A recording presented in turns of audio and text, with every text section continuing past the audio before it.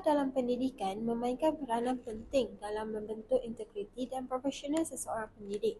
Dalam konteks keguruan, etika bukan sahaja merujuk kepada pematuhan terhadap peraturan dan tanggungjawab profesionalisme.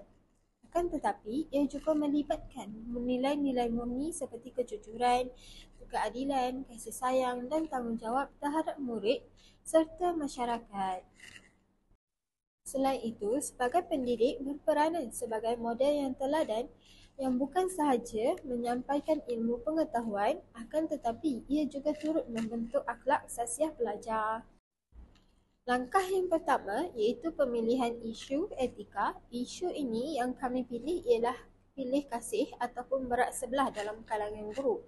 Isu ini kerap berlaku apabila guru memberi layanan yang berbeza kepada pelajar yang tertentu.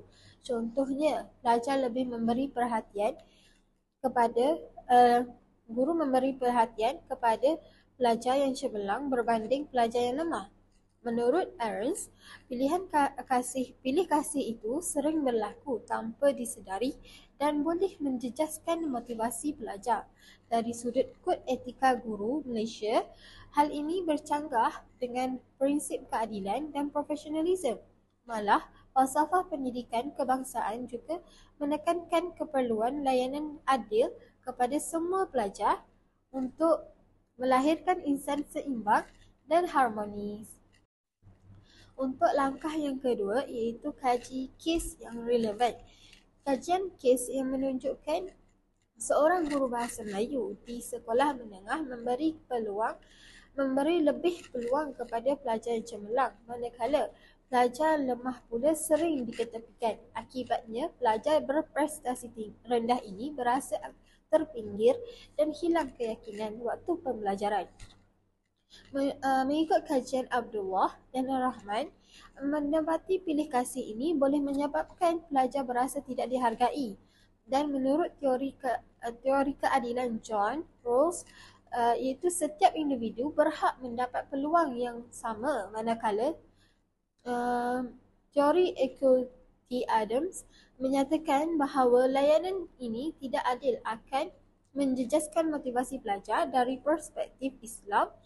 Dan Imam Al-Ghazali juga menegaskan bahawa keadilan ialah sifat utama seseorang pendidik yang perlu amanah.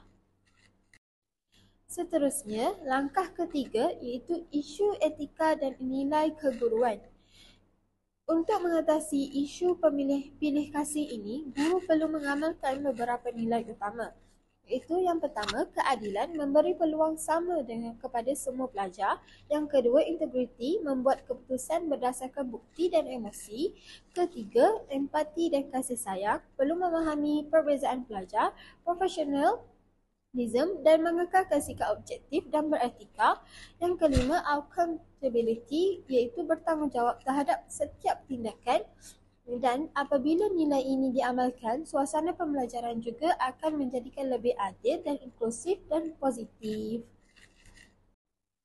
Terdapat dua pendekatan yang menggambarkan etika positif dalam profesion keguruan, iaitu pendekatan refleksi kendiri dan pengajaran berasaskan keadilan. Pendekatan refleksi kendiri ialah guru menilai semula tindakan, keputusan dan sikap mereka sendiri dalam proses pengajaran. Melalui refleksi, guru dapat melihat kekuatan dan kelemahan diri secara objektif.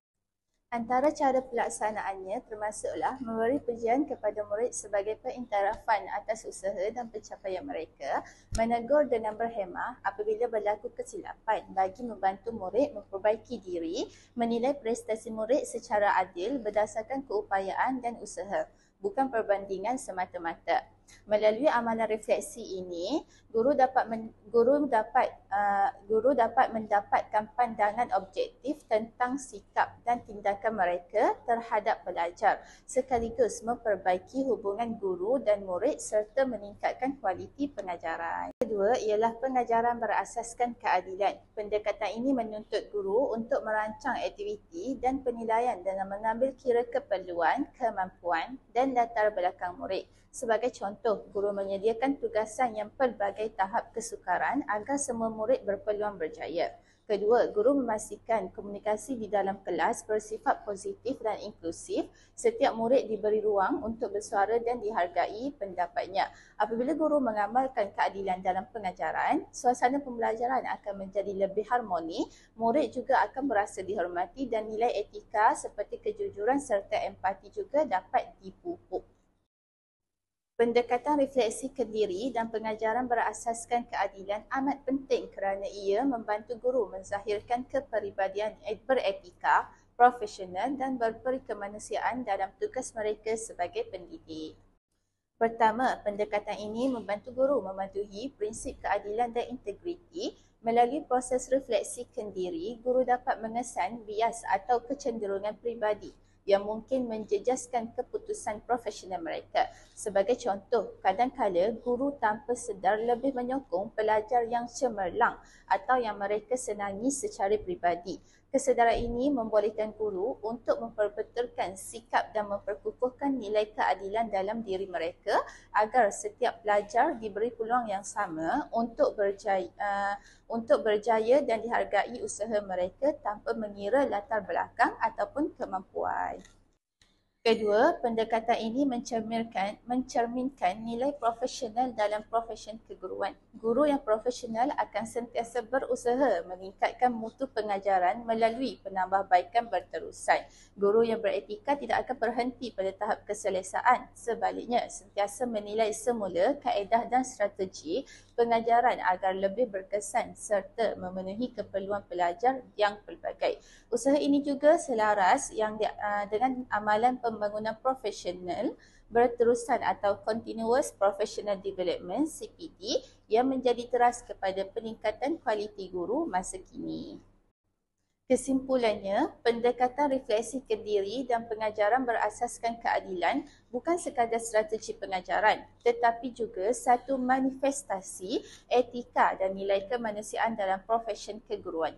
Guru yang berpegang kepada prinsip keadilan, profesionalisme, empati dan kasih sayang akan mampu membentuk generasi pelajar yang berilmu, berakhlak dan berdaya saing. Pendekatan refleksi kendiri dan pengajaran berasaskan keadilan juga memberi kesan yang luas dan menyeluruh terhadap guru, pelajar serta sistem pendidikan secara keseluruhannya. Terdapat 3 implikasi. 1. Implikasi terhadap guru. Bagi guru, kedua-dua pendekatan ini membentuk kepribadian profesional yang beretika dan bertanggungjawab. Melalui refleksi kendiri, guru dapat mengenal pasti kekuatan serta kelemahan diri, lalu memperbaiki amalan pengajaran mereka secara berterusan. Guru juga menjadi lebih adil dan objektif dalam membuat keputusan, terutamanya ketika menilai prestasi pelajar ataupun mengurus situasi di dalam bilik darjah. Selain itu, guru yang mengamalkan refleksi kendiri dan pengajaran berasaskan keadilan akan lebih berempati dan penyayang, melayan setiap pelajar dengan sabar dan memahami keperluan individu mereka.